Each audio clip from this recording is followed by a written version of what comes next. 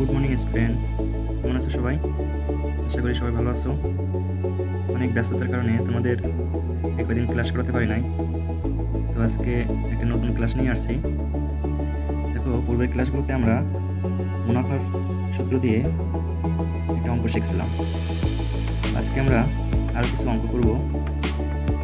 প্রথমে যে অঙ্কটা আছে, দেখো 12% হারে 1500 টাকার 3 বছরের মুনাফা কত? এই অঙ্কটা আমরা এখন সমাধান করব।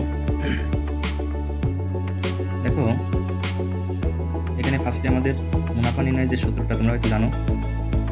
মুনাফা নির্ণয়ের সূত্রটা কি ছিল?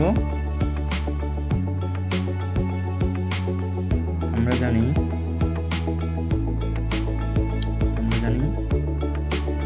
মুনাফা I equal to PRN। মুনাফা I equal to PRN। তাহলে I equal to, এটা হচ্ছে আমার কি আসল টাকা, এটা হচ্ছে P, সময় হচ্ছে 3 বছর, এটা হচ্ছে N, আর মুনাফার হার হচ্ছে দেওয়া আছে 12%। তাহলে এই 12% থেকে আমি কি পাচ্ছি? সমান সমান 12/100, তাই তো? ফার্স্টে কি করব? আসল টাকাটা লিখব। P সমান 1500 টাকা, এটা হচ্ছে আমার আসল টাকা, গুণ মুনাফার হার 12%, এটা থেকে আমরা পাই 12/100, গুণ সময় N সমান সমান 3 বছর। ব্যাস, এবার উপর নিচে শূন্যগুলো আমরা কেটে ছোট করে ফেলব।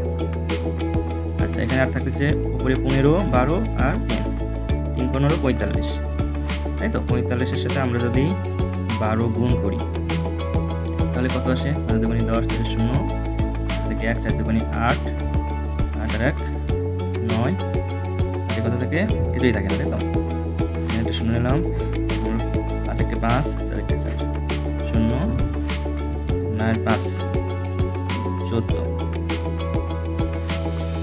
1 4 5, তাহলে আমাদের 540 টাকা। এটা হচ্ছে আমাদের মুনাফা। ঠিক আছে, সবাই ভালো থাকো। আর তোমাদের জন্য 2 নম্বর আর 3 নম্বর অঙ্কটা রাখছি, এটা সমাধান করে অবশ্যই আমাকে কমেন্টে পাঠাবে।